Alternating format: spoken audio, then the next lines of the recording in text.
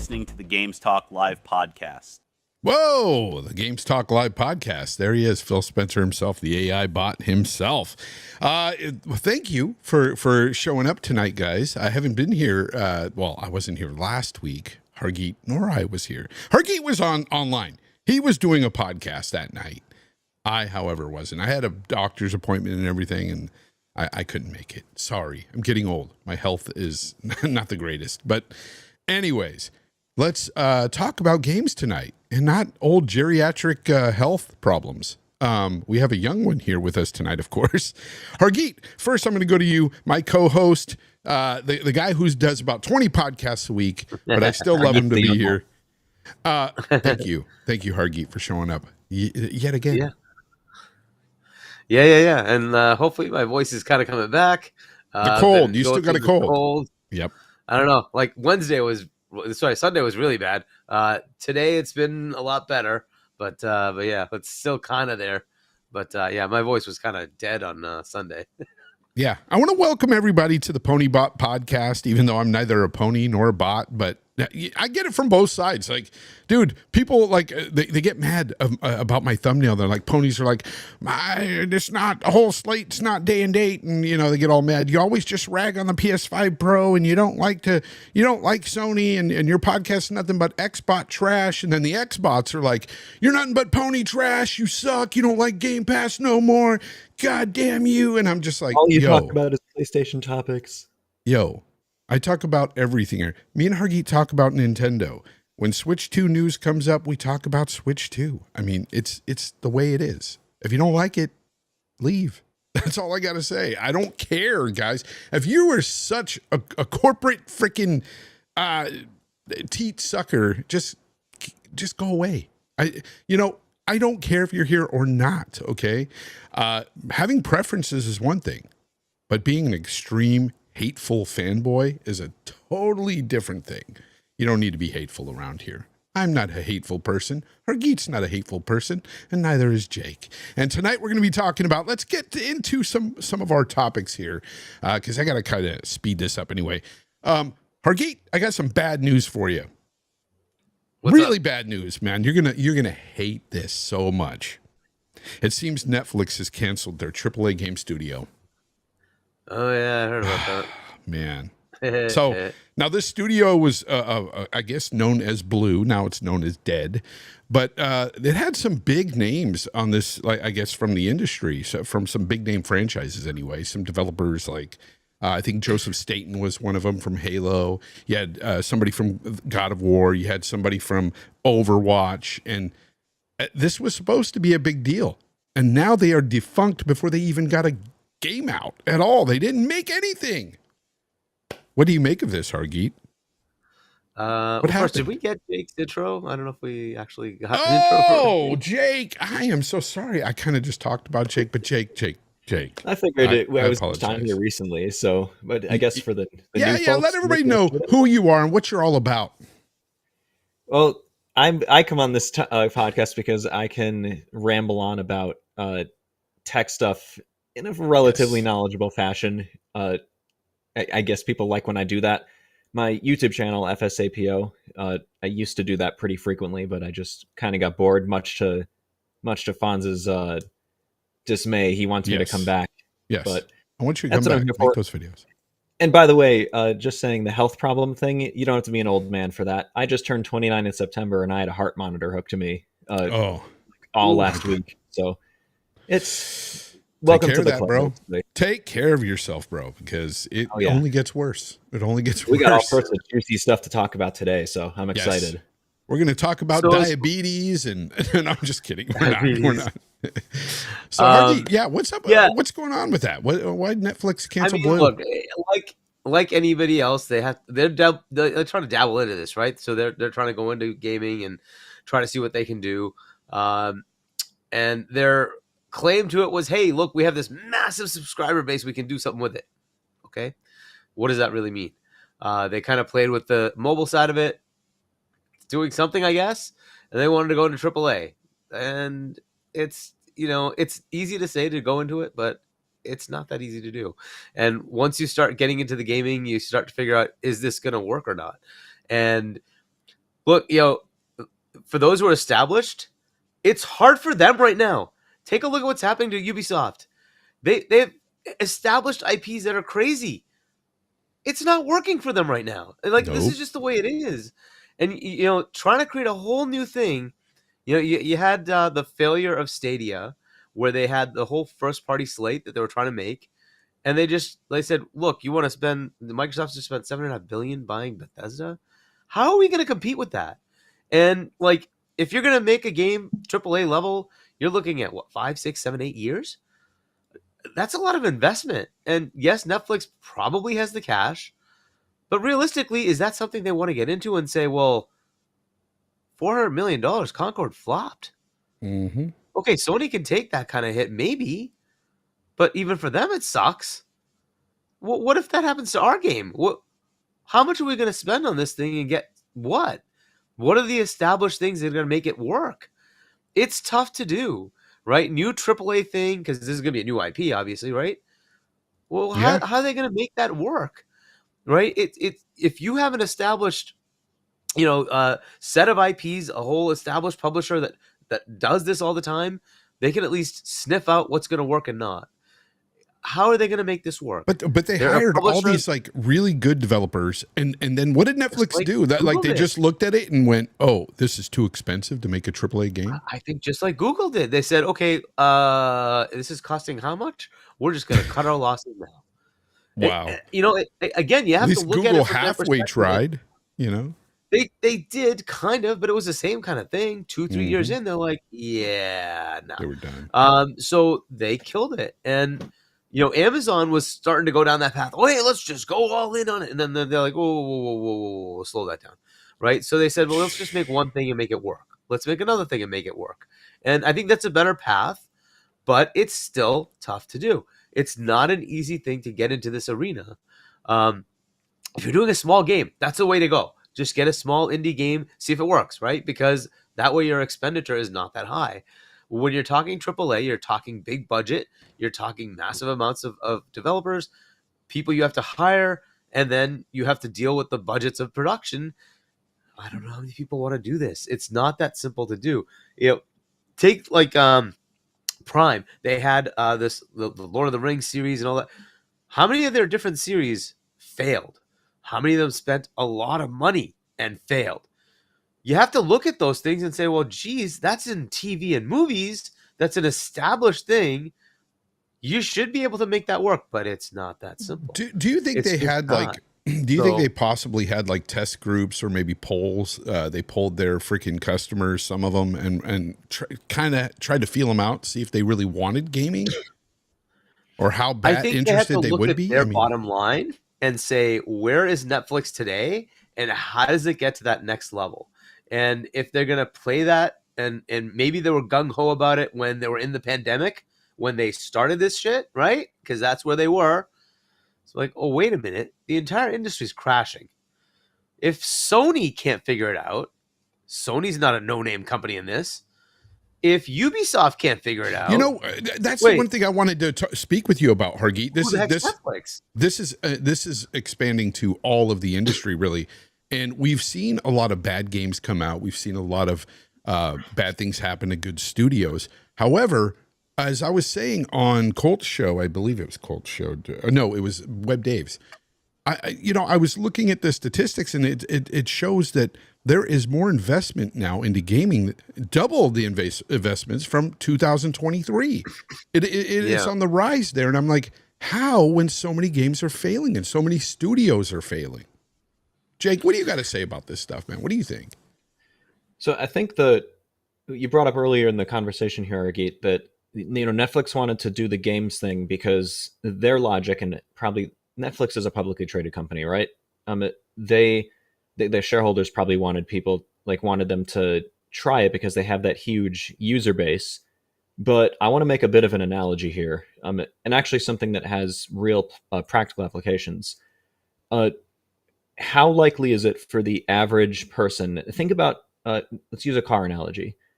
Think about how absolutely humongously massive the Toyota brand is. They sell, I think they are the biggest car brand in the world, maybe next to Volkswagen Auto Group. They sell an absolutely gargantuan number of vehicles every single year. How many average people or even rich people are going to walk into a Toyota dealership and buy a $200,000 vehicle? Just because that mind share is there doesn't mean that people are going to flock to a new product they make because they've got all these customers. So what did Toyota do in the 90s, in the 80s, 90s, whenever Lexus started, is they started a separate brand altogether specifically for, their expensive vehicles. Paid off for them. Honda did it with Acura. Nissan eventually did it with Infiniti, which is floundering horribly right now. Hyundai did it with Genesis just like 7 years ago. Yeah. So you can't just assume that your customer base is going to automatically flock to a totally different type of product or a tangentially similar product to what you normally make. And I was holding this up earlier when you mentioned Google Stadia. Yep, right before Stadia collapsed and they shut it down, Google did one final hurrah and sent free Chromecasts and Stadia controllers and year subscriptions to YouTube Premium subscribers that have been subscribed for, I think, at least a year. Don't make fun of me. I've had YouTube Premium for 8 years now. I'm not making fun of you. I love YouTube Premium. No, I'm talking the viewers, but yeah. But so they sent this to me. I took it, obviously. I want to say one thing, by the way, unrelated, but the Stadia controller is the most comfortable controller I've ever held in my life. It's hard to even explain. It's just got such an amazingly perfect shape. Except for the sticks. I don't like those sticks side by side. I prefer to have staggered. Oh, you mean sticks. like the staggered? I thought you meant like yeah. I thought you meant like the way the sticks feel. The sticks feel great. The triggers feel great. I don't like the way the D-pad feels, but the shape is it's extremely comfortable. But yeah, they sent those out and shut down Stadia, I think, just a couple months later. So now I have this. Bastards didn't send me one. I had premium for a year. What the hell? What gives? I think it was a like a program you had to like put the order in, but they'd give it to you for free. I never did. Yeah, no, that's basically how it is. Like, established companies are having a hard time making profits on games right now, and yeah, a lot of companies, not just video games, tech companies, a lot of insurance companies, overhired, acquired companies during the pandemic, and turns out that infinite growth wasn't so infinite, and a lot of layoffs a couple years later, a lot of money bleeding. It ain't just video games, that's for sure. So yeah, Netflix made the right move shutting the studio down, but yeah, I still think it's pretty unfortunate. This topic is going to kind of weave into the next topic, which is talking about similar things with Sean Layden.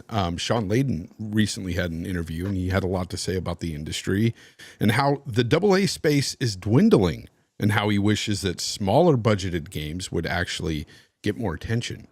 And we've discussed that many times here on this show. And, without really going into all that, the bit there in this article that really made me really interested in reading it was the fact that he was talking about how, AAA space doesn't really take the risks, because that's usually where AA, the risks are taken there. And we usually get new mechanics and things or something cool or something new out of these AA games. But he also talked about how some of these AAA games, he thinks that they should be shorter, and that might alleviate some of the budgets, because these budgets are ballooning for AAA games, and we've talked about that too. But what was interesting when he was talking about the AAA stuff, he said that one of the first things publishers ask a AAA game dev when they come to them with their games is, what is the recurring revenue plan? That is one of the first things they ask the AAA developer, because that's what they want out of these big games. They want to see bigger returns. They don't have the confidence in single player games anymore, it seems. And that's a shame, because you get games every once in a while like a Wukong or an Elden Ring that really sell like hotcakes in their single player games. And they might have a co-op component to it with Elden Ring, but it's basically a single player game. But isn't that weird that that's what they will ask first, is what is the recurring revenue plan? Hargeet, I mean, Well, It's I mean, crazy. the reality is they just cost too much. That's just the way it is. Let's say you sell 2 million copies of something, even at $70, you're going to make what, like $40 per, because you have to give 30% away. So what is that, $80 million? Like it just, unfortunately, like, how do you handle the budget then? Right? These games costing 150, 200 million plus marketing. How do you deal with that? And like, so you have to sell a lot of copies. And, if you have recurring revenue of some other kind, at least you can make it up, right? This is unfortunately just the way it is, right? When games cost 30 million, 40 million, it was easy to deal with. Now they're costing upwards of 200 million. How do you like get enough sales for that? It's just, that's unfortunately where it is, and that's why you have these kind of AAA budget things that are just getting out of hand. It happens Look, a lot of that. sometimes the sales for these games are phenomenal, but I think Sometimes, but not all. yeah, yeah. But here's the real question I really wanted to ask both of you here. So you can take this on first since you were talking, Hargeet. But now for the AAA games, he mentions he wishes that they would probably be shorter games. It'd probably help with those ballooning budgets and stuff. But here's my question: what do you think, with the prices the way they are, for $70 for a AAA title? How well do you think the average consumer will take, say a 6 to 8 hour game, and what do you think they would do if a game was only like 6 hours, 7 hours, and it was $70? Do you think the average consumer would be okay with that? Like a Ratchet and Clank. I know, right? You look at that, and that is how much it is. Yeah, it just depends.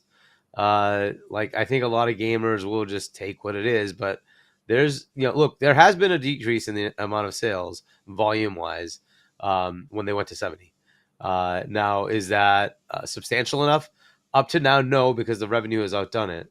But I don't know how much that works for these ones that are just on the edge. Is it enough to say that it's just not enough to sustain their AAA development? We're definitely seeing some major issues in the industry. Now, a lot of that could just be saturation, a lot of investment, a lot of games being made, and there just isn't enough time to play them all. So there isn't a consumer base that can actually handle that. That's a possibility there. The other one is, hey, it's costing more for the consumer. Everything's costing more, and they don't have the disposable income. So how much are they going to spend on gaming versus something else? It's just realities as well, right? So I don't know that there's an easy answer to that, but like, will somebody say, no, it's only 8 hours, I'm not going to play it? Well, how many Call of Duty campaigns are longer than 8 hours? They're all kind of in that range, but a lot of them play the multiplayer, right? But the campaign's only that much.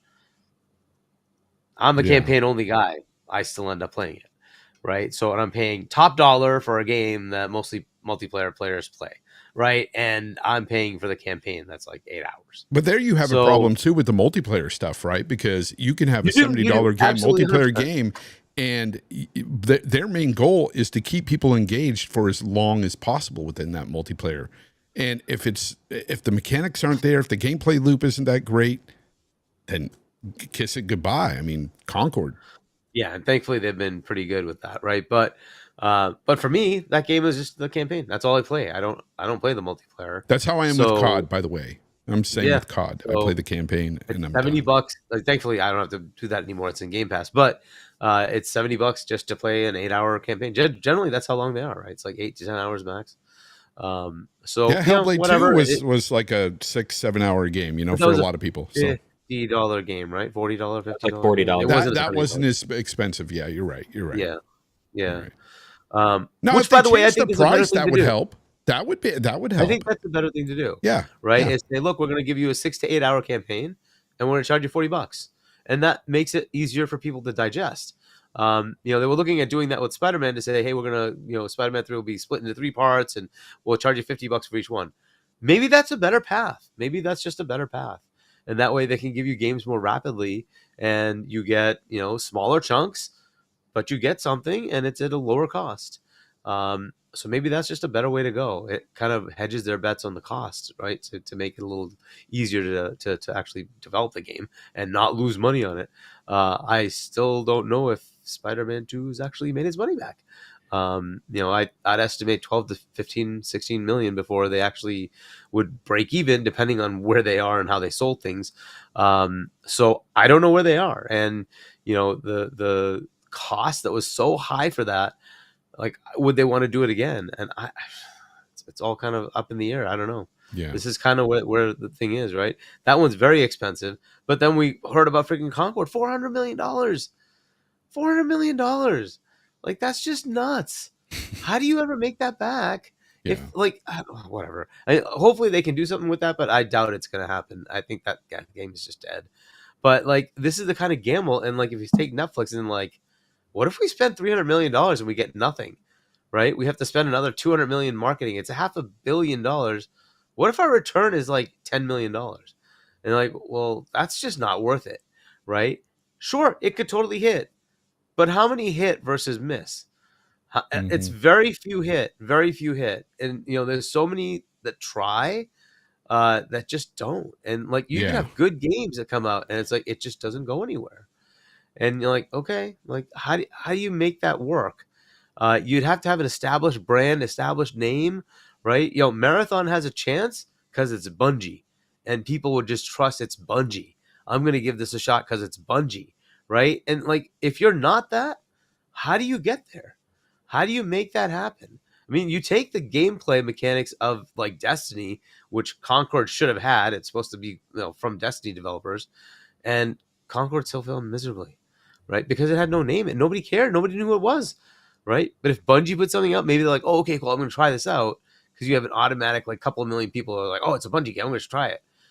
Maybe that's enough to actually propel it to actually go somewhere, right? But that's the thing. How do you know? And then out of nowhere, Palworld.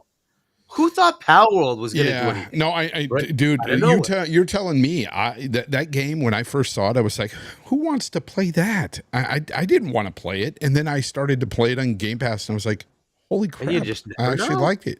Yeah, and I ended up getting 1,000 out of 1,000 in achievements in that game, and I was like, I can't believe it. I actually played through Palworld. Jake, what about you? What do you think about the 6 to 8 hour game for $70? How do you think people would react to that? Like the average gamer, casual, think they'd be okay? You guys would actually be able to probably, like, you guys for sure would remember this and agree with this, but in the 2000s, now I'm in 29, like I said, so I was a kid in the 2000s. There was a large focus on AAA games to make them as long as possible, because the idea was you're paying $60 or whatever, and you want to get as much time as you can out of the game. So gamers, investors, developers all clamored for longer and longer, bigger and bigger games. Kind of came to a head in the 2010s, and that's why we've seen this open world trend lately. Like, a lot of games are just moving to the open world trend, and unfortunately, when you make those big open world games, you got to fill the crap out of them with content. So that's a lot of mocap, that's a lot of voice acting, that's quest designing, assets designing, and that combined with the increase in graphical fidelity, which is just going to take more time and effort to make that stuff. Like, I think that's kind of why I think we overcorrected from those urges in the 2000s and the 2010s just to have bigger, more expansive, longer games. So I think, if you ask me, I do think that people would welcome, 8 to 10, maybe 12 to 15 hour games, maybe not for $70, unless it's a huge IP that everyone would actually care about. Like, I bet you Nintendo could probably get away with selling a $70, like, 15-hour Mario game, but like a 2D Mario. Well, actually, we just had Space Marine 2, and that campaign isn't very long at all. It's under 10 hours. Was that $60 on? I think it was 60 on Steam. Yeah, I don't remember if it was 60. It was console. Let me just check. It might have been 70 on console, but yeah, that one was under 10 hours. I beat that. So I think that the average, like, casual consumer, and you have to remember, casuals make up 95% of game sales. Yeah. They are the vast majority of the market. I think they'll take it. It's 70 on console. Yeah, it's 70 on console. Yeah, that makes sense. I mean, I don't know what the sales split for that game was, but you do have the co-op component to that game as well. So I mean, there is an extra bit of gameplay to be had. I agree with what Herman was saying. I mean, it doesn't help that he was, head of PlayStation when they were moving to the Layden, not Herman. Yeah, or not Herman Holtz. Yeah, Sean Layden. who looks like I need to go to bed too. No. But he was head of PlayStation when they were kind of spearheading a lot of those bigger, Expensive more games. things. Yeah, So for sure. It could be that he's just looking at his own wisdom of his own. Or did he? He didn't cancel any of their smaller stuff, though, right? He went full bore on some of the smaller games as well, right? So yeah, I think Jim Ryan's the one that shut down Japan Studios, right? Because that was he came in and shut it down. Yeah, exactly. Because Jim Ryan wasn't a gamer; he was a numbers guy. He was a businessman. So he simply looked at the smaller stuff like Japan Studios, and they weren't selling as many copies. Last Guardian was kind of a flop. Gravity Rush was a miserable failure, even though those games are amazing.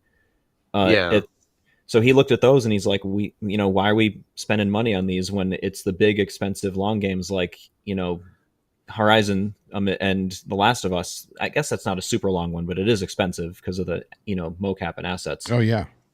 So maybe he was looking at the wisdom from when he was in, Layden, when he was heading PlayStation, and the mistakes maybe they made. But here's my argument.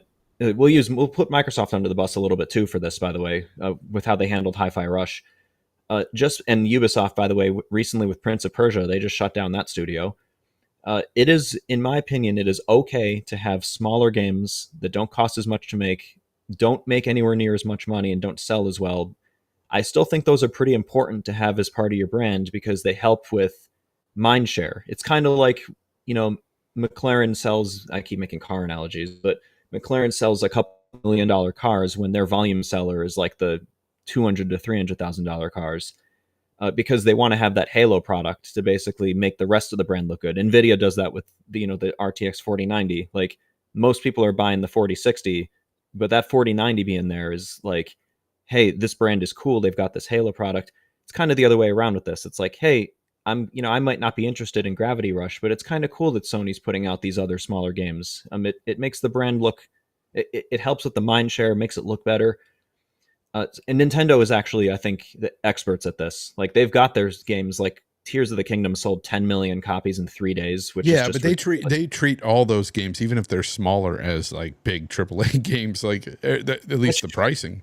That's something Sony could do. They used to do it in the PS2 and PS3 days. They had the smaller games that didn't sell as well, but they still cared about them, and it still helped make the brand look varied and important. Although I think people are buying less games now that they've went to $70. I think they're buying less. I do think that probably has made an effect, especially because the economy's not like, the average person doesn't really have as much spending money right now as they did in the 2010s. Facts. So I think that's part of it. Yeah, I think a lot of people look at pricing and length when they should be looking at pricing and whether or not the game is good. I mean, because I don't know. I believe that if we played through an experience like that is incredible. Okay, we're talking story, gameplay, whatever.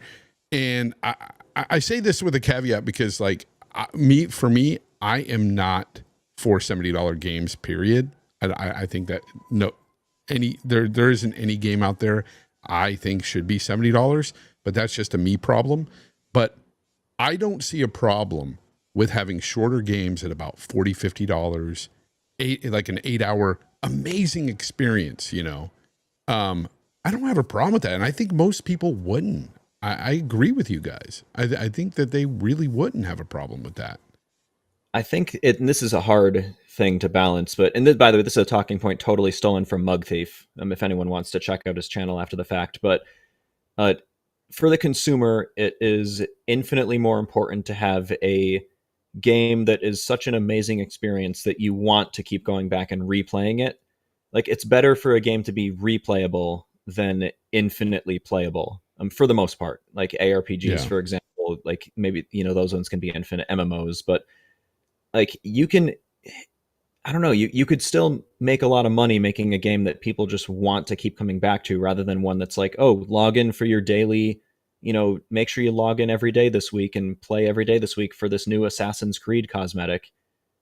You brought up Assassin's Creed. It's a perfect thing to bring up here, because a game like Assassin's Creed, which I like, mind you, and I like, some of the bloat. I like to do some of the things, and when I get tired of doing it, I just don't do it. That most of the stuff is side missions and stuff anyway. But as when you look at something like that, you can take the main campaign in those Assassin's Creed games, take Origins, and have a fantastic time for about 15 hours. You can have an amazing ride, and you don't need all that other stuff. And I think that would be... That's all wasted money in development. Yeah, but it would have been just fine if that's all it was just that main campaign that you played through. But again, they want to keep people engaged. They want people there, in that case, to spend money on microtransactions. That was another thing. They wanted people to spend for that experience. You get like an experience booster. I think that's when it started, was Origins. They were doing that there. That was the first open world Assassin's Creed game. Yeah. I just lost my train of thought. I thought they did it before because you could buy like the treasure map that could give you all the locations of everything without you having to discover it. It was the first Assassin's Creed game, I think, at least. Yeah, they did that from a while ago. Honestly, when they got really bad with like the experience boosters and stuff, like they got reamed for that in reviews, but people bought them, so they kept doing it. Yeah, by the way, Sean also brought up the fact that Japanese studios aren't doing very well these days. And he brought up like Square Enix and said he gave them as an example and said they've lost their overall ambition because they've tried to expand globally and appeal to more of a global audience. And they've done things like censor games. And he feels like they've lost their ambition. What do you guys say to that? Sega's doing fantastic. They are winning big this year. So Sega's figured it out. Way, huh? Yeah, Sega's figured it out. Square Enix is maybe should take some lessons from them. And it's sad too because Final Fantasy is not bad. Like the remakes are freaking incredible. Now, I personally don't like 16. And the reason why I don't like 16 is the boss battles. I think the QTEs is just too much. I'm not a fan of that. But as far as like Final Fantasy VII Remake, Final Fantasy VII Remake Rebirth, which I haven't played yet, but I can't wait to play it. I know I'm going to love the game. I know I'm going to have a blast with that game. But it's just, it's sad to see how far that game has fallen over the years. I know they haven't been on a high point in many years. Final Fantasy hasn't really been that you got to have a PlayStation for those games in many years. I even think in the PS4 era, they weren't selling like gangbusters. So honestly, I think if 12 was probably the last, like that one was a little divisive, but I think 12 was the last one that wasn't as divisive. 13 was when it started to kind of go downhill. Oh no, Stilo, I'm not missing out. I'm going to play Rebirth. When it comes to PC, I'm playing it right away. It looks horrible in that performance mode on the PlayStation 5. That's why I won't do it. I'm sorry. I know it has a 60 frames mode, but it looks blurry as all shit. I'm not doing it. But yeah, I mean, yeah, it is what it is. But you're right though, Jake. You look at Sega and you're like, damn, they've hit it out of the park with metaphor now. That seems to be metaphor that like Yakuza or like a dragon is doing. Yakuza has been great. Yeah. By the way, they had Unicorn Overlord. Yeah, exactly. And you know what the major difference with Sega is Sega has learned over the years that it is okay for their games to be unapologetically Japanese developed. Americans, Europeans will still buy them. Just localize them and sell them. And Americans and Europeans, Westerners will still buy them. You don't have to go global. You can go global without changing your tactics. Or at least your game development tactics. And it's worked well. Metaphor is critically acclaimed, selling well. Yakuza is in a fantastic place. RGG is a kind of an example, actually, I think, of like not extremely long games. They can put multiple games out a year sometimes. And that's just because they reuse a lot of assets. The developers on their teams love making games. They're still long, though. they're long. They're but average like 40, 50 hours. That's not too bad, I don't think. But RGG they love making those games, so they're not like feeling forced like a lot of the Assassin's Creed devs are. I mean, they've got things figured out for sure. Yeah. Hargeet, Black Ops 6 is releasing soon, and it's going to be the first COD to ever release on Game Pass. Day and date. Well, release day and date, right? Because Modern Warfare 3 is already in. Day and date. How do you feel about that? Are you excited? And I got another question to this. Are you excited is one, and the other one is, do you think this will negatively affect the revenue that COD usually makes, being that it's in Game Pass? I mean, maybe. Probably not, though. I mean, There's arguments for a both. lot of the revenue is made in other things anyway. Yeah, you can get some money from the sale of the game itself, but they make so much money in other areas of COD that I don't really see it being that big of a deal. And again, I don't know how much of this is really going to impact COD at all. A lot of COD players are just COD players, and they're not going to care that it's in Game Pass. They're just going to go buy the game. So we'll see what it really means, right? I think COD is going to be helped more by Game Pass than Game Pass is going to be helped by COD, and I think COD is still going to just generate tons of freaking revenue. You'll probably hear that it made $1 billion in like 4 days. Okay, whatever. It's way more than made its money up, right? So that's just kind of how it goes with COD. So I don't think the Game Pass part of it is all that big a deal. Is it going to change Game Pass? Again, I don't know. How many people do you know are going to be like, oh, I'm getting Game Pass because of COD? I don't know anybody who said that. Yeah. I don't see it being that big a deal. What I see being a big deal is COD is now Xbox. That is a big deal. And the question is, how does that shift the market, right? Because all the regulators, Sony was terrified of the whole thing of COD being Xbox, right? Even if they changed it just a little bit, it would be the end. We wouldn't be able to survive. Okay, well, I mean, now rubber hits the road. What happens? Is this going to shift things? Are there going to be more people playing this on Xbox versus PlayStation? And, it may not happen today. It may happen over 5 years. What happens? How does that impact the world? Right. That's the thing that's interesting to see. When you have more players on the Xbox side, if that happens, you may see a shift in subscriptions. You might just see, hey, what is this Game Pass thing? Let me try it out. That might happen, right? But I just don't know. I've talked to COD people, just COD people. They're like, Yeah. I don't care. I'm just going to buy COD. They don't care about Game Pass. Like I buy COD. They're just going to go buy the $70 COD. Well, here's an interesting thing that I've noticed, and this is just something that I've personally, it's something I've been noticing lately, and it's become kind of apparent. So we can agree here that Game Pass itself is kind of stagnated in growth, right? Especially on console right now. It's just, it is what it is, around 30 plus million. But I've also noticed what kind of coincides with my question about all this is I've noticed that COD, when I'm watching network TV, COD's being advertised, there's no mention of Game Pass whatsoever. None. And so part of me is wondering if, like, because Xbox knows that, Game Pass is stagnated and it's just sitting there. And the people that are within Game Pass already know COD is coming, so they're going to play the game there. They know this. But for other people out there, the casual market that are maybe watching network TV, I kind of think that they don't even want them to sign up for Game Pass. It's almost as if they just want them to buy COD. Go buy COD. And I don't know. Well, I already told you that there's a distinction between Activision marketing and Xbox marketing. Xbox can market Game Pass all they want with COD in it. Fair enough. When Activision is marketing COD, they're not going to mention Game Pass. They're not even going to mention Xbox. They're going to be Activision is solely operating all the marketing for network TV. Then it's mixed. Right? I don't Activision see any a lot Xbox of marketing on their own. I see Xbox shown, but I don't see Game Pass shown at all.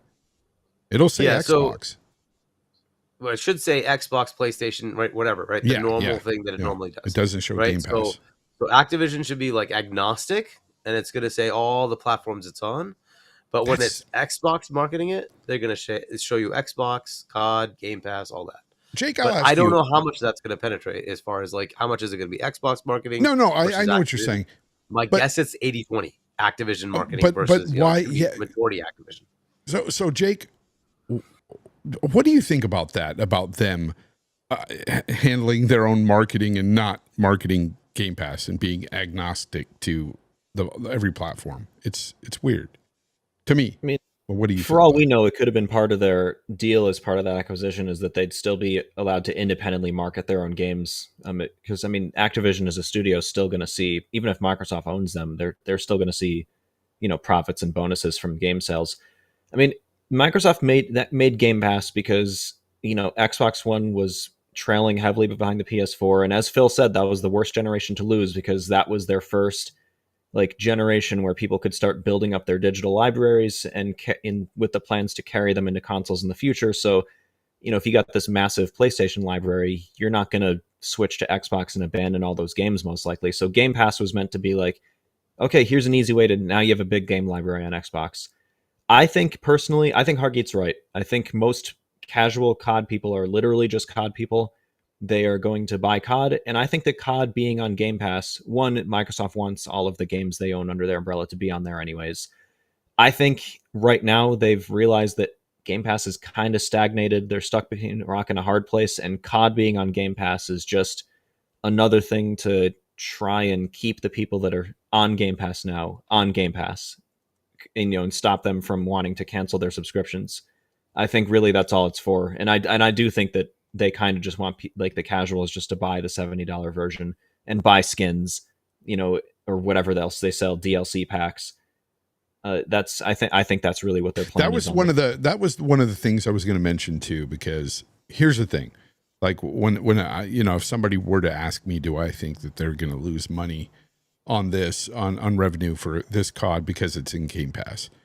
Part of me wants to think, yeah, of course you're going to lose some sales, because you're going to get those guys that aren't going to buy it that have Game Pass, which makes sense. They're paying for a service, right? It's kind of stupid to go out and buy it. However, there's some people that will still do that, but it's really in the microtransactions. And that is really where where COD gets the bulk of their money anyway. It's the microtransactions. And one thing I do know, and this is facts, you can look up stats or whatever, free-to-play games usually get a lot of people buying into microtransactions because the game's free to play. A lot of people feel that COD being in Game Pass is sort of a free-to-play game. So they may buy more microtransactions than they normally would have if they would have paid $70 for this game. And I'm pretty sure that's going to be something that is statistically shown as the time goes on. It's possible, and it makes sense to me. Yeah, that's and another thing also is that Call of Duty is going to sell. We just have to accept that it's going to sell most of its copies on PlayStation anyways. There's no Game Pass there. So the platform where they get most of their sales, no Game Pass. The Xbox consoles is probably the smallest platform right now as far as sales counts, even without Game Pass included. I think it's PlayStation, PC, Xbox. And obviously PC, it'll be on PC Game Pass. But yeah, I think with those PlayStation buyers, that's enough game sales, and then everyone will buy microtransactions on every platform. And also with any kind of multiplayer game that hits Game Pass, if there's expansions or something added to it, you always have to buy those. So there's always that caveat as well. And people tend to do it because, again, they feel like they're getting the game for free, or the base game for free. And Microsoft loves the whole buy the deluxe edition, get this early thing. I don't know if, again, I'm not a COD player. The only multiplayer shooter I play is Counter-Strike. It's always been that way. But I don't know if does Call of Duty do that? Buy the deluxe edition, get to play a 3 days early or something. Microsoft really loves that. I don't think they did that. I don't think they did that with COD. I'm not sure. Microsoft, I think, who was the first to do that? Because I remember the first time seeing that was Forza Horizon 5. You could play 3 days early by buying the deluxe edition. And that sold 2 million copies. Oh, so Microsoft started that. I don't know if they started it, but they definitely. Okay, well, whoever started it, I got to say this, fuck you. Seriously, I hate that. I hate that trend because it's been around before Microsoft started it. I want to say it was either EA or Ubisoft started that. Because it's one of those slimy things that they do to get more money out of people, because they know that you're going to fork out the money. If you really want to play this game, you're going to want to play it early, and you're going to fork out that money for it. And to me, it's okay, so when I look at that and I see, okay, you can play that game 5 days early, that means the game really does come out 5 days earlier. That release date that it has, that normal one, that's not the release date. It's the one that comes out 5 days early. It's just punishing people. Yeah. It's just punishing people who want to play the game. And it's a nasty trend. I don't like it. I personally don't like it. I think it's Microsoft gross. seems to be doing that in all their games. I wouldn't be surprised to see Sony and Nintendo do that eventually, to be honest. And I'm not above it. That's the sad part. Like, they can get me too. If they did this with like Grand Theft Auto 6, I'd probably buy it to play it 5 days early because I'm a Rockstar freaking geek. And I just and did it for Sonic X Shadow Generations. Gladly, see? by the way. And But that I was also, hate like- it though. It's something I hate, but they know some of us will do it depending on game. It just That was what also it is. only a $50 game, and the deluxe edition was $60. Yeah. I got it on CD keys, so I don't actually know what the real price was. But yeah, that one's a little different. It's not like they were charging you $100 to play it 3 days early. But yeah, no, I admit I'm not above it either, even if I really don't like it. Yeah, it's whatever. Hargeet, are you above it, or will you pay to play early? I've done a couple of them, Yeah, like Starfield. I wanted to play it early I because did it was like Starfield, I it did comes out Forza. after a long weekend, and or you can pay for early access and have it the entire long weekend. And I'm like, okay, I'm getting it for the entire long weekend. Yeah, I did the same with Starfield. so- Yeah, I played Starfield. Yep.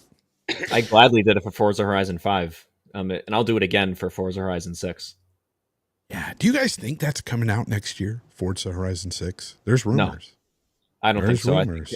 I think Playground's focusing too much on. It's obviously different teams, but I think they're putting most of the effort. Well, I'll tell you what. They've skipped a year, right? This year it should have come, right? They used to do it think every so. other year. They would do Yeah. Forza Motorsport, then Horizon, and skip every year. But it's totally different now. Like Horizon 5 came out. What was it? 3 years after Horizon 4. I keep hearing little rumblings coming my way that you may get a Forza Horizon 6 at the end of next year. So who knows? I don't know. I'm not a source. I don't have sources. People don't. No, I'm not saying that. I hate educated guesses. No. It's an educated guess based off friends of friends. Okay. Friends in high places. Yeah, that's what I'll say. But here's the thing. Let's talk about another game. Let's talk about Spider-Man 2. It's coming to PC much sooner than any other single player game from first party at PlayStation. And it has many wondering why. Jake, I know you got a lot to say on this, so I'm going to go to you first because he hit me up, Hargeet, like last week. He's all like 5 days ago when this news came out, he was salivating. He was sitting there going, man, I've got a lot to talk about here. Are we going to do the show? I'm like, yes, come do the show. All right. So Jake, take it away. Guilty as charged. But yeah, so it's interesting when that announcement for Spider-Man 2 on PC came out. It literally the day before I was thinking like, okay, I think that's probably going to come out like, I don't know, December of 2025, maybe January 2026. You know, it's sold well enough on PlayStation that I don't think they're really desperate to get that on another platform. Like I felt that Ratchet and Clank, that was like at the time was the quickest release because that was just a little under 2 years, I think, a little over 2 years. Didn't sell a ton on PS5, so I'm thinking they probably wanted to get that one on PC faster. But then like a day later, they announced this, and I was just completely just dumbfounded. It's literally just a little bit over a year for their biggest, fastest, highest selling IP. I'm pretty sure it sells even better than God of War does. So the God of War has the current fastest record for like the first week or something. I thought about it for a little bit. It didn't make sense at first, but I thought about it a little bit, and I think there's a couple of reasons they're doing this. The first one is we talked about it 1,000 times already in this specific show, but Concord, whether you believe the $400 million number or not, we already know Sony spent a lot of money on that. They, clear, like even if 400 million is low or if it's too high, that they haven't made any money on that, and that's been in development for ages. They want to make some of that money back. And Sony's a publicly traded company, so if they have a huge loss like that, their shareholders are going to want them to make that back ASAP. So what better way to just get a little bit of extra revenue than to release a game on PC, especially one, by the way, that had a $300 million budget. And I think in the Insomniac leak, it came out that they would need to sell 7.2 million copies at full price just to break even. And what is it at right now? Like 10 to 15, I think, somewhere in that range. So it's supposed made to be at money. 11 or something like that. 11, Is it 12 really million only in like? that range. Is it really only up there? But Yeah, the it's point is not. like It it's hasn't sold as well. I think Ragnarok is over 15, and something like yeah, I that. don't think Spider-Man 2 has sold that much. But they made money, so they made the development budget back probably, but they haven't made a ton of money on it. And Spider-Man did pretty well on PC when it launched. Miles didn't do as well, but Spider-Man did pretty decently well on PC. I think that sold 1 million or 2 copies like in that first year. So their hope is like, hey, this is a big IP. It's a Spider-Man name. Let's get this on PC to help make some of that development budget back. I think this notion that Spider-Man anyway, and even God of War and stuff, and all their games they put out on PC right now, I don't think that this notion that they're double dipping is actually really correct. Because I would only leave that to games such as like GTA. I could see That's why Rockstar is releasing. That's why they put their games on. I later, could see 'cause they know them people double play. dipping and it actually making waves there, because I think you will get PC gamers that will buy a console to some of them, not all of them, that will play on a console to play GTA. But I don't think the same goes for like PlayStation games, with most of them anyway. I don't think they do that. And I think that a lot of people who buy it on PC are buying it for the first time. I really do. Which I think is the reason they were selling on PC, is because they were trying to get revenue from those people that would never buy a console. Yeah. So might as well try to sell our games to those people. And I'm not Sony, saying double dipping doesn't happen. Don't get me wrong, Oh, but it I think does. most of the players are you know, that's the first time they played the game on PC, is or first time they played the game period is when they And bought at it on first, PC. those games sold well on PC because there was the novelty. Like, holy crap, PlayStation's releasing PC games. Like, we got to buy this. Like, that's so interesting. The novelty's kind of worn off, and there is just such a gargantuan number of games on PC that, you know, PC gamers, if you've already trained them to wait, you know, 2 to 3 to 4 years to get your game, you've just trained them to wait for a sale. So that's, you know, especially with so many other games coming out right now. That's why like God of War didn't do super well. I don't think Spider-Man 2 is going to do as well as Spider-Man 1 on PC. And that's actually kind of segues into my third point as to why I think they're only doing it like a little over a year after the PS5 launch. Is I just think Sony's trying a new thing. They have done their experiments with, like, they did 4 years with Ghost of Tsushima. They could have ported that sooner. That was a high selling game. They've done like 2 years with, you know, Horizon Forbidden West and Ratchet and Clank Rift Apart and God of War now at this point. And I think that they probably are just thinking Spider-Man's one of our biggest video game IPs. Let's try a different time frame. Let's try and see what happens. We got these other things. We got to make some money back, you know, from Concord and the game, you know, having a high budget. Let's take advantage of that. This is a big one that probably will sell better than like God of War, for example, at least on PC. Let's try a year, see how that goes. Is it going to sell well? Is it going to siphon money away from, you know, our console sales? And honestly, I wouldn't be surprised if Venom, for example, is like 6 months, or if some future game is 6 months and they try other time frames and see how the business works with that. You know what they should try? Day and date, because I think they'd make the most money that way. They're selling on 2 different platforms. You've got 2 different types of gamers. PC gamers are very different from console gamers. Very different. I think the number of people that'll double dip, that'll like are PC only and will buy a PS5 just to play the first party games is a very, very small percentage of the total PS5 sales. I don't think releasing day and date would hurt anything. I think it would help at minimum, like maybe do 1 to 2, maybe 3 months on PS5 or PS6 first, and then go to PC after that, because that's really when most of the sales are, at least at first, at full price or within that first few months, and then you release it on the next platform to keep the Steam going for a little bit longer. No pun intended. I think that would probably work, and they might try that at some point. Yeah, but I agree that day and date would be. I think that would work. You have a lot of guys out there in the console space that'll say like, "I'm console for life. I'm just playing console, and that's where I'm going to be." And then when you tell them, "Oh, well, what if your games go day and date over there?" You know, PlayStation guys, what if your games go day and date on PC? Some of them will act like, "Oh, well, then I'll just buy a PC. Why is the console still relevant then?" It's like, well, you just said you're console for life. You're never going to PC. Most of these guys will not go to PC for various reasons, whatever they may be. I don't know, but a lot of these console guys will never go to PC, and that's fine. That's their prerogative. Totally but cool, totally fine. But that's where, you know, you start to notice the cracks in their arguments. It's like, no, it doesn't make your console irrelevant if they go day and date on PC. All it does is make the game more relevant and more revenue for the company. And all that trickles back down to you guys.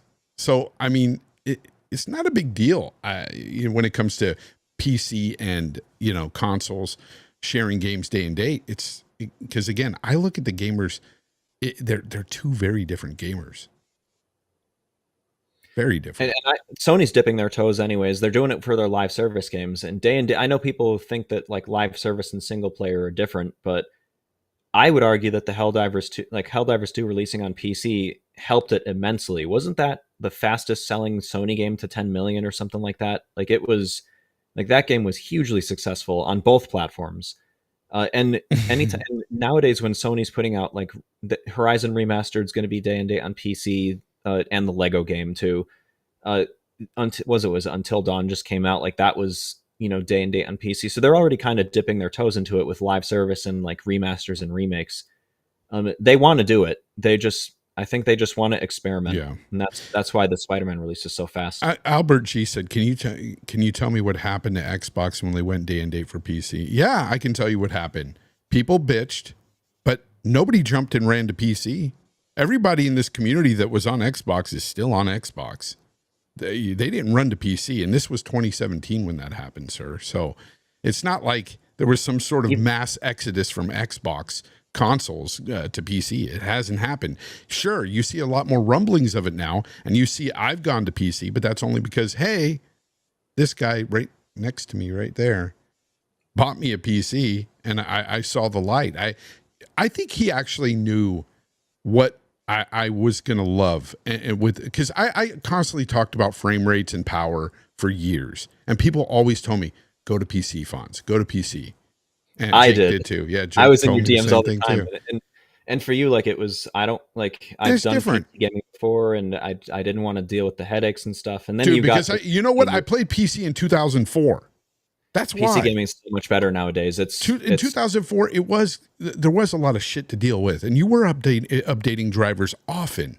It was a hassle. It was very much a tinker type of thing going on there. But consoles at the time were literally plug and play. Like PS2 was plug it into the wall, put a game in, and turn it on. And then I know some people personally that have been dabbling with PC. They bought a PC and they're playing with it, but they still prefer their console.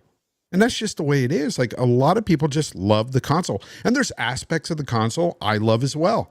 I think the Xbox ecosystem on the console is so much better than the PC. So much better. It blows it away. It's just, I'm talking about, yeah. And also just their UI and everything. Xbox Game Bar is horrible. Game Bar doesn't work half the time. That Xbox UI should be, you know how the Steam Deck has like, either of you guys know about that? So it has the game mode and it has the desktop mode. Yep. If Windows game mode, just like SteamOS, and just make it the Xbox UI, just do that. That would help so much with their handheld PCs and media center PCs. But you know,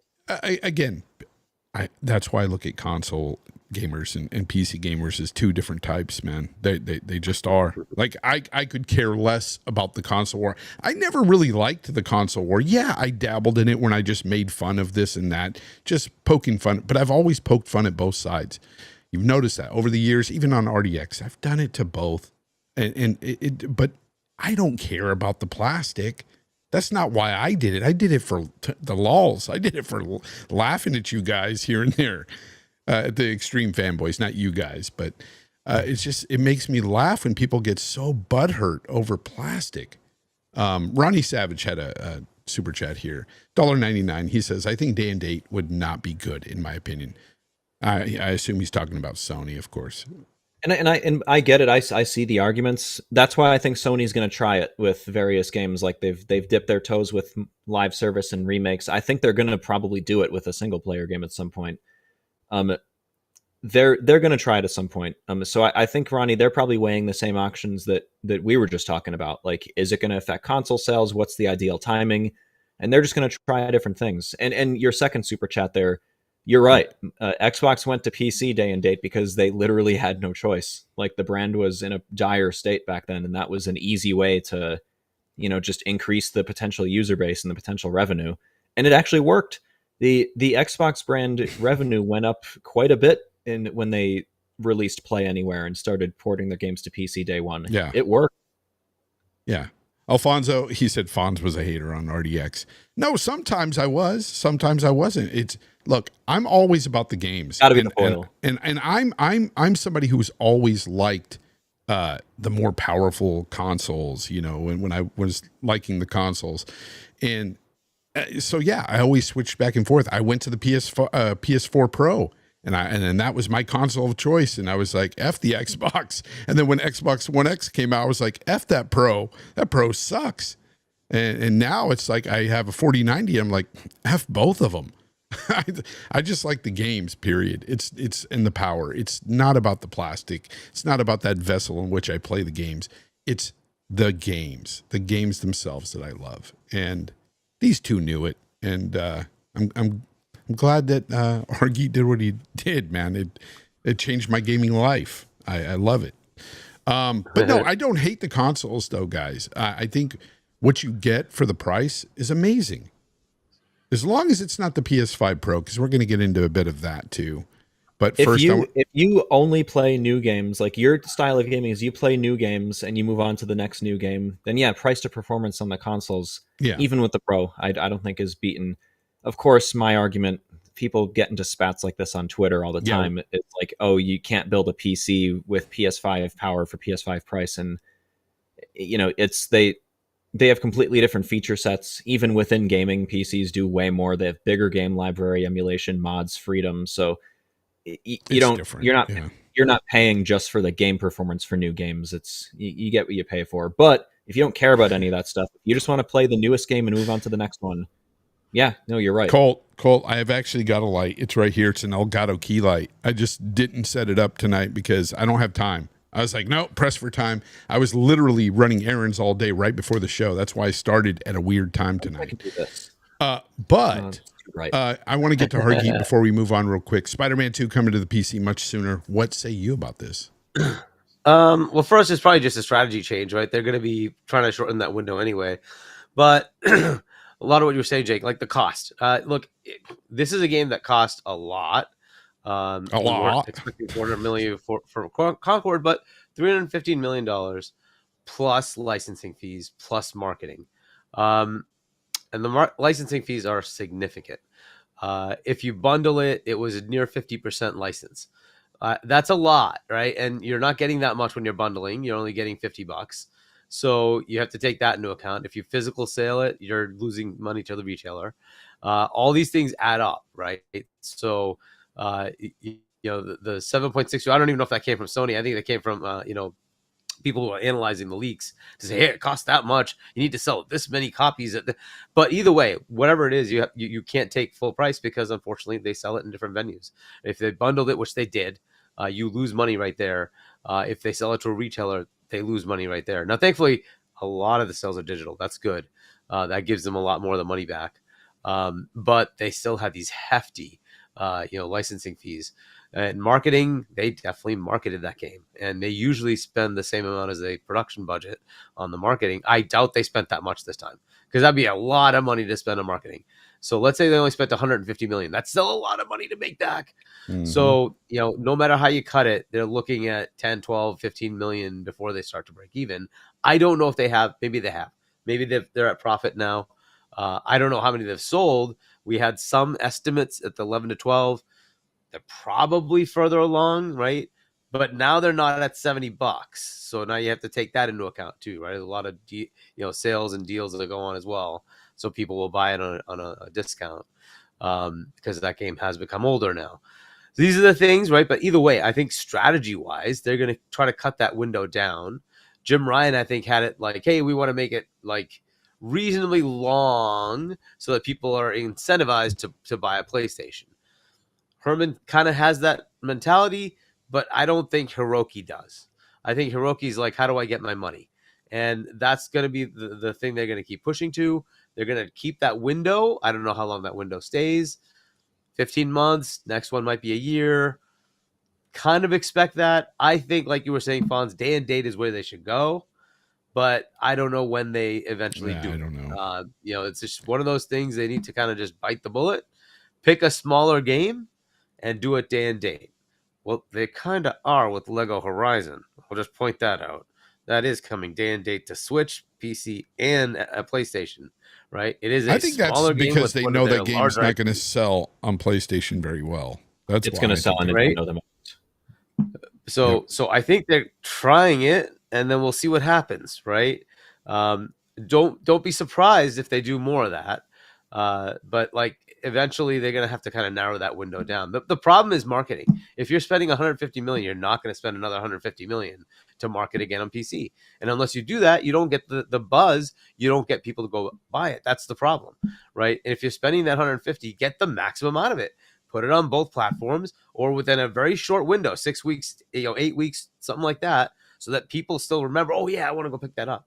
That would make more sense. But I don't know. They're going to have to figure that out and see how that goes. But I think that's all it is. It's just shortening the window. They need more money. They're going to keep pushing as much as they can. So this is a good thing. It's fine. Hopefully it sells well on PC. I don't know how well it'll do, but hopefully it sells well. The game was mixed. Some people liked it. Some people weren't as impressed. I think that's why it's not going to sell as well as the first as well. And plus it's a sequel. Yeah. So I think that is going to play a role too on PC. I mean, Ragnarok, has that been doing okay? I heard it's been okay, but nowhere near the first game, because the first game was one of the first PlayStation PC ports, and there was still the novelty back then. So there was no need for that kind of marketing, because there was like, oh my god, PlayStation games on PC, that's so cool. Some sequels do better than the first games, but it's rare. Outlier scenarios. Like Xenoblade, for example, the second game is still the best selling, but the first game was, a limited release in the West. So it's an outlier scenario. I read the chat, so I see Albert G in there. He's talking about PlayStation financials. Look, financials never tell the whole story. You can look at Xbox's financials and see that they've done well through that, but it also doesn't tell you about all the non-financial factors that can do damage to the company or be beneficial to the company. You have to look at the bigger picture. Financials are just one aspect. You can't just look at the financials and go, oh, they made revenue or profit. They're great. They're good. Because when you look at other things happening around them, like studios closing or, a whole game that cost $400 million that they've taken a huge loss on, you can't just look at, their last financials said that they were doing great. Like, that's not how it works. Spider-Man 2 sold I think we had learned it sold 10 million units, and then Insomniac had layoffs shortly after that. And Insomniac's been carrying the PS5, and even they couldn't escape it. Insomniac they've got PS5 on their backs constantly. Yeah. And now it's remasters, Yeah, for somebody like Albert, like anybody else who wants to believe all that, then explain to me why they're putting their games on PC. Are they just stupid? Maybe Sony's just dumb. Body dog, man. Sony are such morons. They don't know what they're doing, right? No, Hiroki sees that they've been leaving money on the table, and he's like, I want a piece of that. Get our shit onto PC as well. They're not a competitor to us. He knows that. Yeah. He knows PC's not the competitor. I mean, if you want to challenge them, Albert, maybe you should apply to run PlayStation and tell them you can do a better job. Exactly. And you can make them more money, and you'll do better than Herman and Nishino-san. Have fun. Go at it, man. Ronnie Savage, thank you very much for the 2. He says, day and date will kill console. Everybody will go to PC. It hasn't killed freaking Xbox. And again, it is what it is, man. If they put out good games for you and you like the ecosystem, you prefer the console, you're not going to jump to PC. Just like a PC guy isn't going to jump to console to play freaking Spiderman. You know what I'm saying? Like, he may own a console to play a game like that, on occasion or whatever, but that if you get a guy who's on PC that's all about PC and he hates consoles, he's not going to go out and buy a console. He's not that guy. And I see the same thing about console guys. If they hate PC, they're not going to buy a PC. It's that simple. Day and date PC also is not what's killing the Xbox console sales. That's a whole separate conversation. But that's day and date PC is not what killed Xbox console sales. It's and my proof for that lack is of because like Sony's not doing great in terms of first party output this generation either. But like they have mind share from the PS4 gen where they did do pretty decently well in that, while Xbox has the mind share of where they didn't. And by the way, look at like 2021. Was a great year for Xbox console games. The system sold very well that year. It was definitely outpacing the Xbox One. So, and that was long after they had done day and date and PC. So it's not that. That's not what's killing. Do you remember Xbox back in the 360 days used to money had a lot of games? Oh yeah. Quite a bit of their games were huge, massive for the 360 brand. And we're seeing the same kind of thing this generation with PlayStation and even last generation.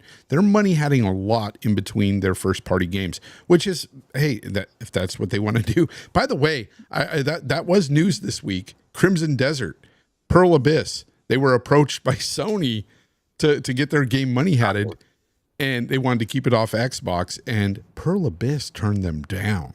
Why do you think they did that, Jake?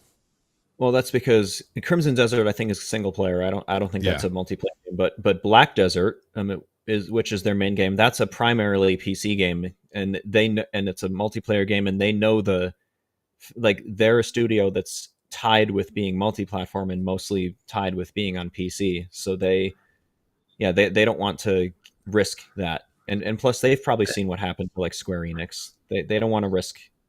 They don't want to risk that either. Yeah. Crimson Desert, that game, that was the game, right? That was in Game Pass. Oh, Black Desert's in Game Pass. Yeah. Oh, Black Desert. Black Desert. In Crimson Desert, I think like Sony probably approached them. Desert, yeah. I think that's gonna be Game Pass too, if I remember correctly. That was was that shown off at Game Awards or was that shown off at an Xbox event? I don't remember. It was probably some of the Game Pass.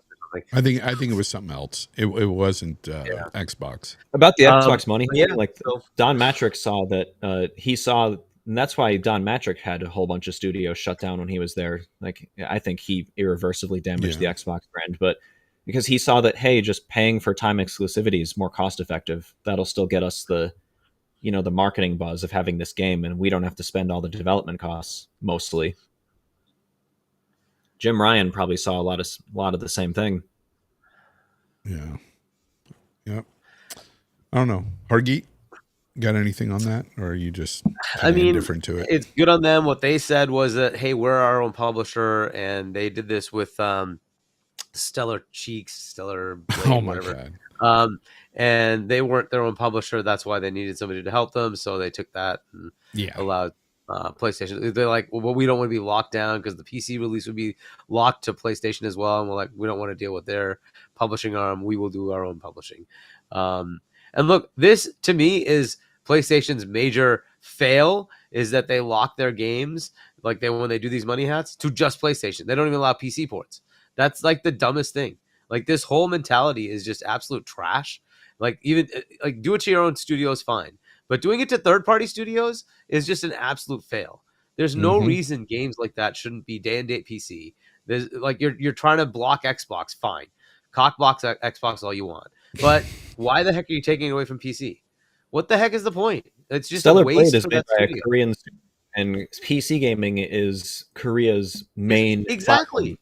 Yeah, and What they kind of crap they, is that? It's yeah, so and stupid. and you're right, and they want game science, right? They want to be on PC. You can tell in all their writings and stuff. Because they want to cater to their Korean audience who is mostly on PC. Yep. And when it does come to PC, that's when I'm going to play the game. I played the demo on PS5, and I thought it was really good. Yeah, but I'm just waiting for the PC I don't know. version. I think Square has kind of learned that lesson. I don't think they're doing that again. We'll see if Koei would do that again with Rise of the Ronin. They did.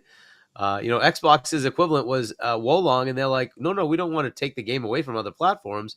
We just want to put it in Game Pass. And I thought that was pretty good, right? And like people played it. I played through half the game. It was okay, right? It wasn't really like that great, but it was good. But like Rise of the Ronin, according to the financials, didn't do that well. They tried to say that it did okay.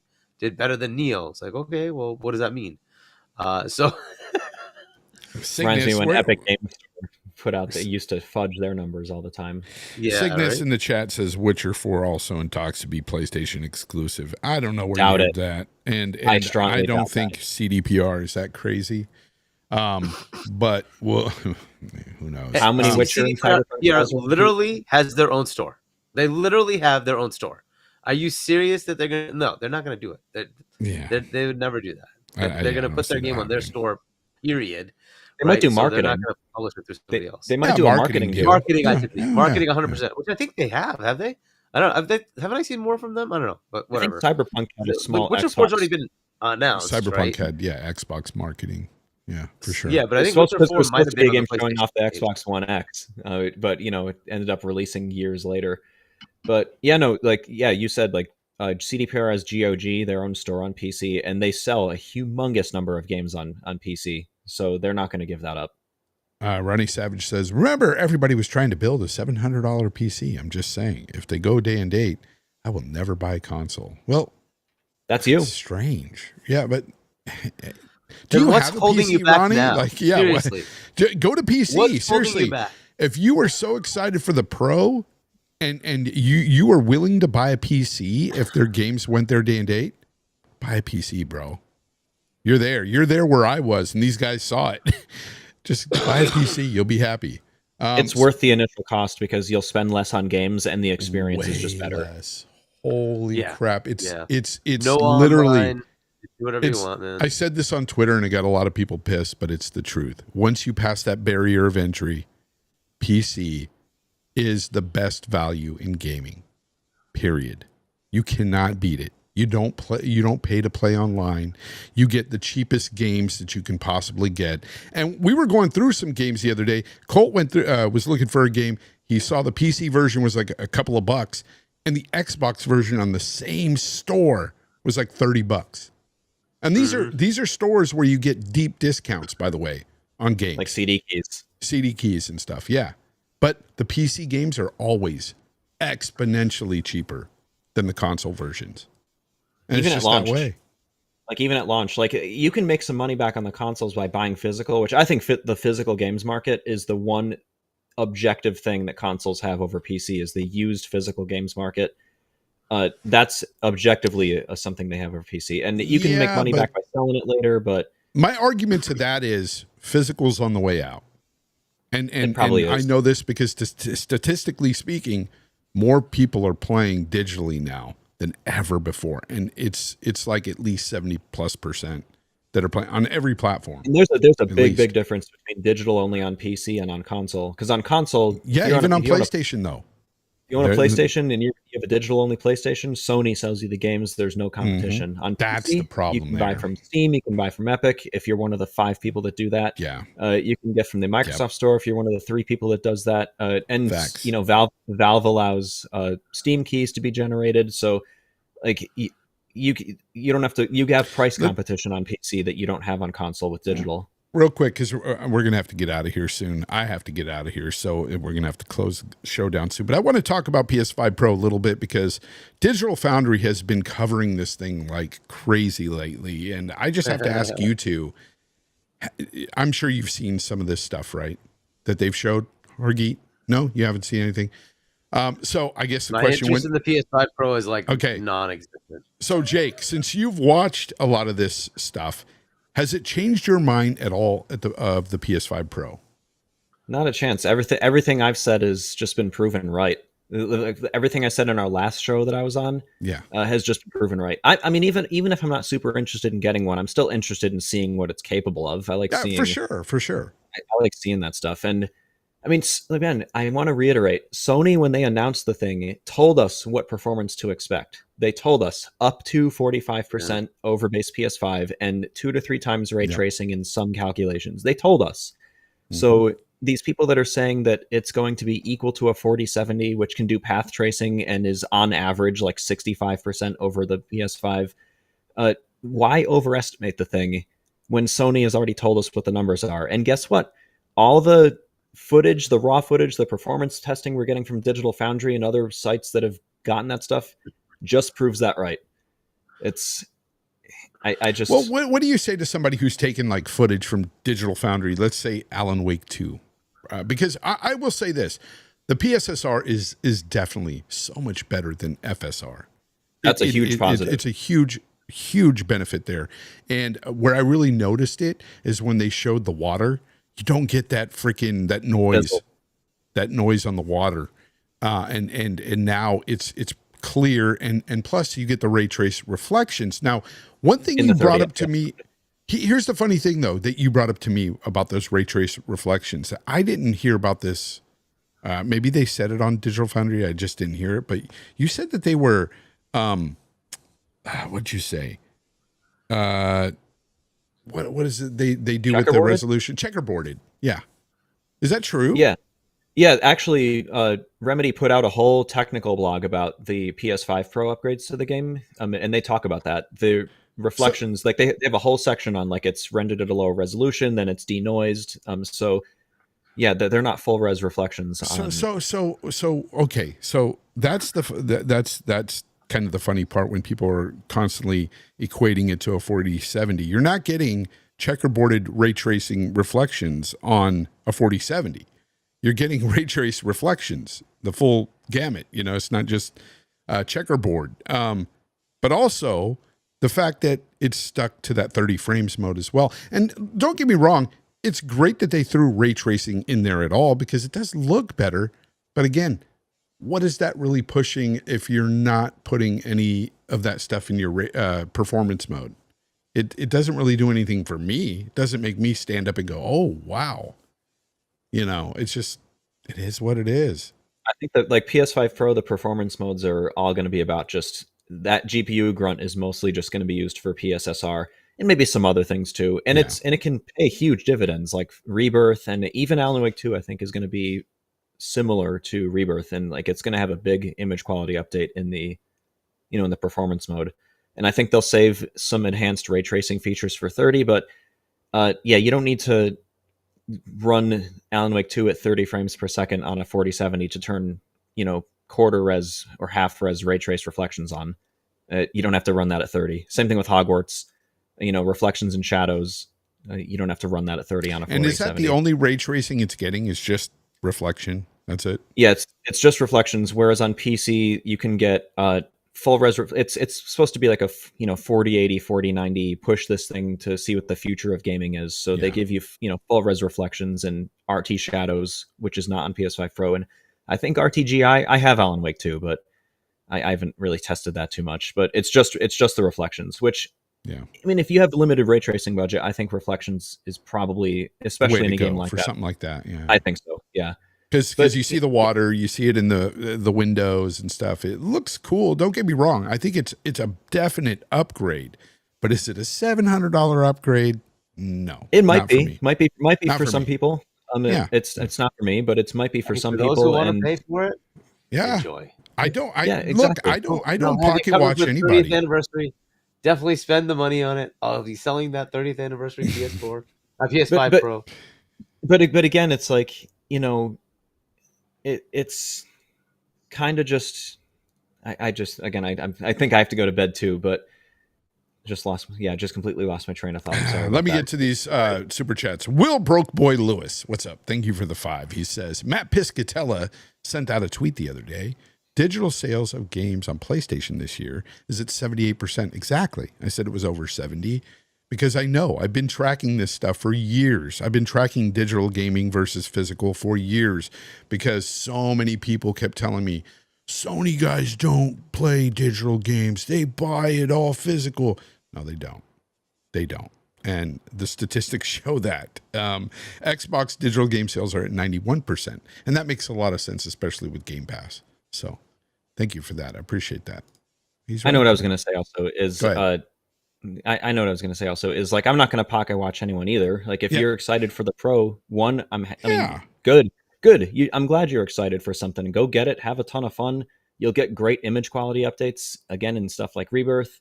Just keep your expectations in check. Don't listen to these people that are saying you're getting a high-end PC every time a new console's announced.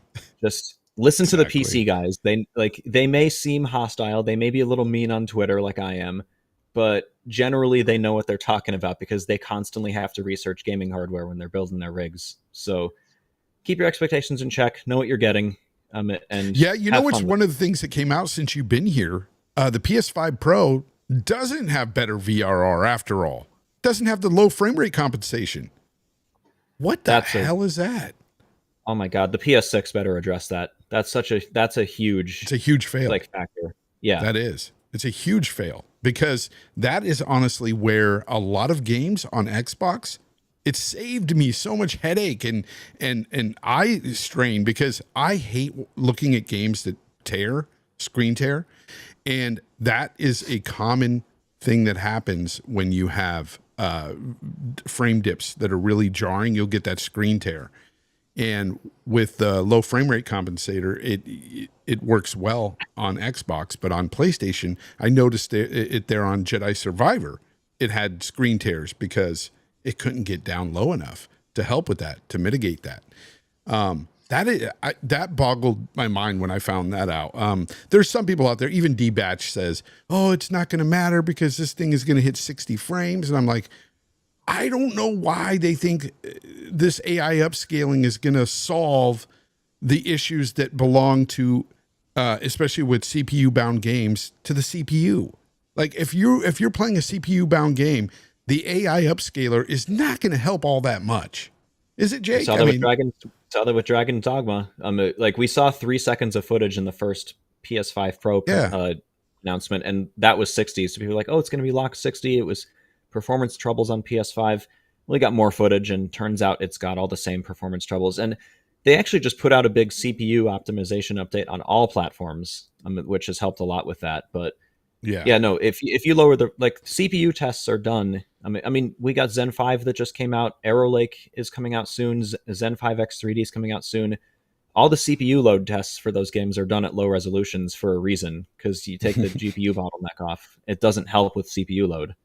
So CPU limited games, like GTA 6, that's why I still think that one's going to be 30. Yeah, Ronnie Savage, you're barking up the wrong tree saying even Hargeet knows day one for a Pro on GTA 6. He ain't getting a freaking Pro. Not for anything. Dude, I'd rather buy a gun and shoot my head off. Dang. I don't know what the heck you guys think. Dang. I would literally rather just buy a gun and shoot my head off. You guys are out of your mind. I think the GTA 6 can be 30 on PS5, even PS5 Pro, because of CPU limitations. And that's why it doesn't really bother me that it's not PC day one, because I'm not jealous of a 30 FPS game. I'm just not interested. D-Batch said he's in the chat. What's up, D? He says it's software VRR. That's the problem on PlayStation. I'd like to see PS6 address that. He says it goes lower if you use the 120 hertz mode. Ronnie Savage again. Thank you very much, Ronnie. He says, stop it, guys. I like the show, but Mark Cerny is a genius. No, look, Mark Cerny is a genius. I give him his props. I don't think he's brilliant. I don't think he's a dumb guy at all. I was playing Sonic 2, and I totally forgot that he was a game developer at Sega in the 90s, and I saw his name. Was he really? Yeah, he's worked on all the classic Sonic games. That's why he's fluent in Japanese. Yeah, he is. Yeah, no, he's a very extremely smart guy and clearly knows what he's doing. And it's not about like Mark Cerny's not skilled enough to get a CPU upgrade in the PS5 Pro. That's not what it is. There's limited budget. By the way, Jake, D-Batch said that Dragon's Dogma with the new update gets 36 FPS on PS5, but 55 FPS on PlayStation 5 Pro. Oh, because there's GPU limited. Like a game can be CPU and GPU limited. It's not one or the other necessarily. So, the game was definitely GPU limited on PS5, but it's probably going to become CPU limited on PS5 Pro, and that's why it's not going to fully hit 60. If it was GPU limited on PS5 Pro and they just needed it to hit 60, they would just lower PSSR target for output and input resolution, and they could fix it right then and there. Yeah. Sure, Jake is not sure. He just you don't have the latest info, he said. I think he's got the same info you do. I don't know. Unless you got sources with Sony or something, D-Batch. Yeah, if you have sources with Sony, then that's different, D. Anyways, I gotta get out of here. It's already the hour and a half mark. I was supposed to get out of here 10 minutes ago. I've got a trip to take, and I'm not gonna. I'm leaving the state, so I've got to get some sleep, and I've got to get on this trip soon. And with that said, anyway, I want to thank everybody out for coming out here tonight. And first off, I want to let Hargeet say his goodbyes and let you know where you can find him, his book, and his awesome beard. Give me your tutorial on how you maintain that beard. I don't do anything That's with it. That's what he does. He just rubs it. Good genetics. My channel, if you want to subscribe, is Hargeet1 on YouTube. If you want to pick up my book, shop.chani.us, check it out. And then I'll be on with See Many Doodle on Friday at 8 p.m. on Night Shift. Check that out on On Point for Gamers. All right. Jake. Oh, and Jake, thanks for coming, dude. No, I love being here. Yeah, Jake's a good guy. Jake, let everybody know where they can find you. All over Twitter. I was going to say mostly on Twitter being kind of a jerk, but FSAPO Jake. So FSAPO JAKE is my Twitter handle.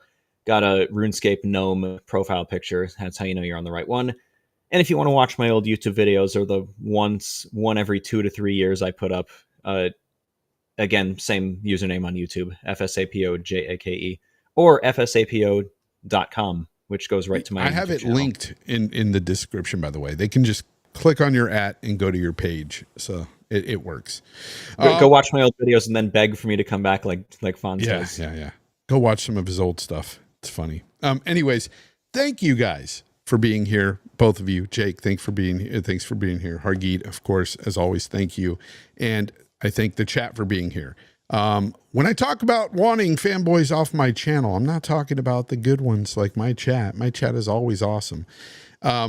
It's just the ones I meet elsewhere. Okay. They hardly Twitter. ever come over here, and it's great. But I know some of them are sub to me and they lurk and they're watching, but they don't say much in the chat at all. But I know you're there. Anyways, with that said, everybody have a great freaking week. Until next week, remember, game on. And it's not working. It's not working. My ending outro is not working. Oh, there.